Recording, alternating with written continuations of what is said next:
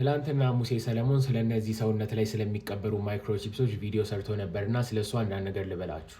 እሱ እዚህ ጋር እንዳለው ኮንትሮቨርሲ ማስነሳት የሚወደው ቢል ጌት እንዳለው የስማርትፎኖች ወይም ደግሞ የስልኮች ጊዜ አልፏል። ኢንስቴድ አሁን መጠቀም ያለብን እንደዚህ ሰውነት ላይ የሚቀበሩ ቺፖች ወይም ደግሞ አሁን እንደሚጠራው ኤሌክትሮኒክ ታቱ የሚባለውን ነው። ስለዚህ ጉዳይ እንግዲህ ሲነሳ አብዛኛው ሰው እንደሚቃወመው የታወቀ ነው። ነገር ግን እነሱ የመጡበትን አፕሮች ላስረዳችሁ። መጀመሪያ እነዚህ ነገሮች ታውቋቸዋላችሁ ብዬ አስባለሁ። የግሉኮስ ሞኒተሪንግ ወይም ደግሞ የስኳር በሽታ ላለባቸው ራሳቸውን የሚከታተሉበት ዲቫይስ ነው። በሀገራችንም በደንብ በስፋት ላይ አገልግሎት ላይ ይውላል።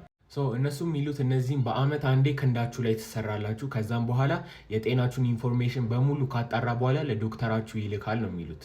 ይሄ ነገር እንግዲህ ስራ ላይ ከኋላ አሁን ኦልሞስት 8 ዓመት ሆኖታል። እና አሁን ደግሞ ከጤና አልፎ የባንክ ኢንፎርሜሽናችንን፣ መታወቂያችንን፣ የተለያዩ ስልካችን ላይ የምንይዛቸውን ኢንፎርሜሽኖችን መያዝ ይችላል። ግን እሱ ብቻ አይደለም፣ ይሄ ሰውዬም አለ።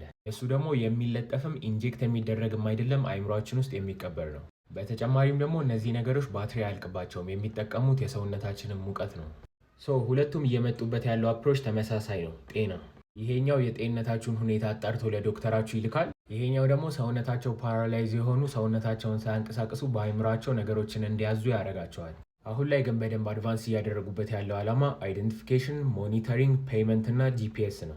ይሄ ማለት አት ሰም ፖይንት የቴክኖሎጂ ዴቨሎፕድ ሆኖ ሲያልቅ እንደ ናሽናል አይዲ ያለዚህ መንቀሳቀስ አይቻልም ማለት ነው። እስኪ ለማንኛውም ሀሳባችሁን ኮሜንት ላይ አድርጉልኝ። ሞር ደግሞ ኢን ዲቴል ብሬክዳውን ከፈለጋችሁም ንገሩኝ።